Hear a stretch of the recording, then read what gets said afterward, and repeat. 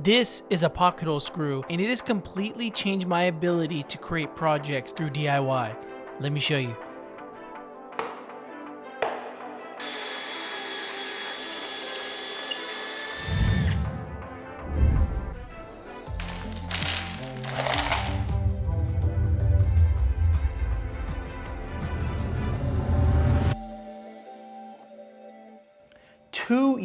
It has been 2 years since we started renovating this builder-grade home, and there's been no bigger difference maker than pocket hole screws. It's a great woodworking tool for beginners, and I want to teach you all about it. Let's jump right into it with what even is a pocket hole. A pocket hole is a type of joint that holds two pieces of wood together at 90 degrees. We primarily use it for cabinet building, and it works amazing. Our next video actually is going to cover our entire vanity build. I can't wait to show you. Anyways, the pocket hole is super versatile. We've actually used it for blocking to mount our shower valve and wall faucets. This eliminated our need to screw at an angle. I hate toe screwing. If you're looking for something more fun to build with them, you can build shaker doors and drawer boxes. Pretty much anything that requires a joint. In terms of drawers and doors, I think there's better joints out there, but the pocket holes are a great starting point, and it's gonna bridge into some of those other joints. Let's talk more about what materials you're gonna need though to make these pocket holes. The first thing you're gonna need is a pocket hole jig. Now we have the benchtop version, but there is other versions like this small one here that we've never opened. If you're using the Kreg system, I highly recommend that you get these 90-degree clamps. It's going to make things a lot easier for you. In terms of the hardware, I would use actual pocket hole screws and not woodworking screws. They fit into the pocket holes much better. And the final thing you're gonna need is some wood glue. There's many different types. Most of them work. I won't get into the details of the glue today. Now to find some scrap wood for demonstration. This birch plywood will do just fine. Let me just double check the thickness. This is very important. Okay, now that we have our material thickness, we can get our jig set up correctly. To do this, we need to adjust the height of our drill bit guides here. Just match it up to the line that corresponds to the thickness of your material. Just loosen the knob, adjust, and tighten. Adjusting this height here is just step 1 of 2. We've got one more adjustment to make. The actual drill bit itself, we need to adjust the stop collar. Make sure to use the provided drill bit. The stop collar's purpose is to prevent you from drilling the hole too deep. It unlocks with this Allen here.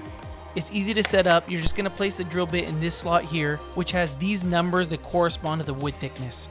You need to line this part of the drill bit up with the line and not the end. Once everything's lined up, you just lock the stop collar in place. Everything's looking really good here. You got to get that set up right. If you don't, your pocket holes won't come out correctly, and you might also drill a couple extra holes in your jig like I did. Final steps to set up, the shop vac. Now this step can be skipped, but I tell you, it makes a huge difference for cleanup. All right, let's clamp our wood in place. Oh crap, I forgot to adjust the clamp. It's easy, just turn it and lock it in place with this nut. Much better. You want it to hold nice and firm. We're set up. Just one final thing to point out. This jig has 3 different holes that you can drill into. 2 medium spaced holes, 2 narrow spaced holes, and 2 widely spaced holes. This gives you a lot of variation. Different builds might require different positions of the holes. We're ready to start drilling. Remember, it has to be a drill driver, not an impact driver.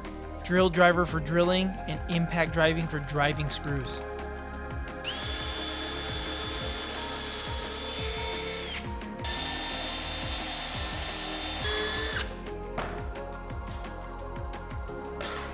And that looks great. Now for assembling with pocket holes, we're going to need a couple things. An impact driver and the supplied square head drive bit. And finally some wood glue. I guess we'll use Ultimate. Now we're ready for assembly. A little bit of wood glue. Get the 2 pieces lined up. And I'm going to use my Kreg 90-degree clamps to hold everything in place. Except I think it needs some adjusting. It's set up for 3/4 inch plywood and not 1/2 inch plywood. It's adjusted with this little knob here. That's much better. Okay, for the hardware, we're going to be using 1-inch pocket hole screws. Kreg actually has a chart to tell you what screw to use based on the thickness of your material. Driving is easy, you just align it in the hole.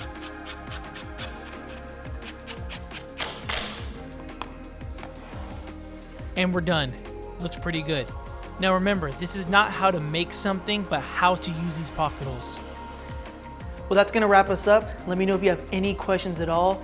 If you're interested in seeing these pocket holes being put into action, we're gonna be building a massive vanity for our primary bathroom in our next video.